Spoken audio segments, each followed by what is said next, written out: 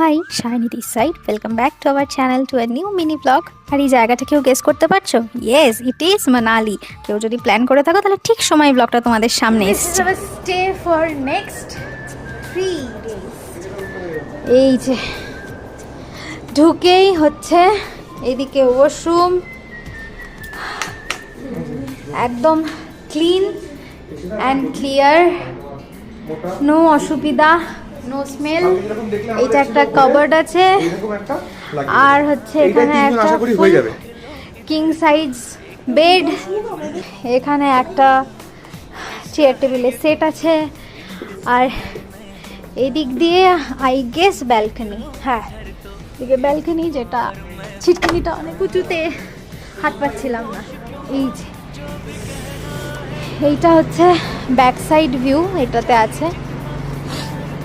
এটাতে front view নেই, but ওখানে দরজা দিয়ে বেরিয়েই সিটি দেখা যায়।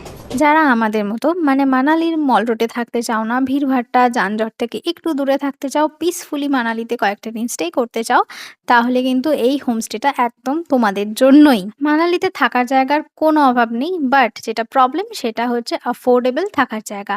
আর এই হোমস্টেটা আমরা বুক করেছিলাম, যারা ফেসবুকে সুস্মিতা ব্যানার্জি চ্যানেলটা ফলো করো, সুস্মিতা দিদি হোমস্টে এটা, সো হাই মানালি রিট্রিট, এটা আমরা বুক করেছিলাম ফর 2 days। আর আমরা যেহেতু ফ্যামিলি গেছিলাম তাই আমরা 3টে রুম নিয়েছিলাম। ডাবল সাইজ বেড ছিল প্রতিটা রুমে, এবং প্রতিটা রুমে খুব সুন্দর ইন্টেরিয়র করা ছিল। প্লাস রুমগুলো কাঠের, যার জন্য ভেতরে কোনো রকম ঠান্ডার যে কষ্ট সেটাও আমাদের অনুভব হয়নি। আর প্রতিটা রুমের বাইরে থেকে সুন্দর একটা ভিউ আছে, আর রুম থেকে বেরিয়ে যে কমন করিডরটা রয়েছে সেখান থেকে সম্পূর্ণ বিয়াস রিভারটা দেখা যায়। আমরা ডিসেম্বরে গেছিলাম, তখন আমাদের 2500 টাকা করে পার রুম লেগেছিল। আমি স্ক্রিনে কন্ট্যাক্ট নাম্বার মেনশন করে দেবো দিদি, তোমরা চাইলে সেখান থেকে বুক করতে পারো। আজকের মতো এইটুকুই, বাই।